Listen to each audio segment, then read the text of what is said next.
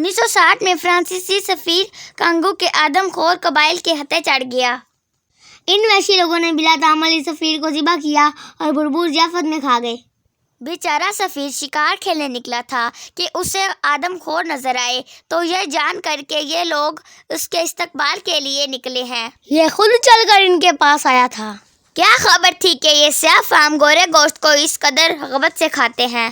یاد رہے کہ فرانس نے اسی سال کانگو کو آزاد کیا تھا۔ فرانسیسی حکومت سخت اشتعال میں آ گئی۔ انہوں نے کانگو حکومت کو مجبور کیا کہ وہ فرانسیسی سفیر کے اہل خانہ کو لاکھوں ڈالر خون بہا ادا کریں۔ نوزائیدہ کانگو ریاست کے پاس اتنی خطیر رقم نہ تھی، لہٰذا آپ خون بہا کے بدلے ہمارے سفیر کو ذبح کر کے کھا جائیں، ہمیں کوئی اعتراض نہیں ہے۔ پاکستان میں عصر حاضر میں یہی مفلوق الحالی چل رہی ہے اور IMF نئے قرض کے لیے پرانے قرض کی ادائیگی کا مطالبہ کر رہا ہے۔ لہٰذا پاکستانی حکومت کو چاہیے کہ وہ IMF کو خط لکھے کہ آپ ہماری بدمعاشیہ کے بینک اکاؤنٹ اور جائیداد بیچ کر قرضے کی رقم رکھ لیں، باقی رقم ہمیں بھیج دیں۔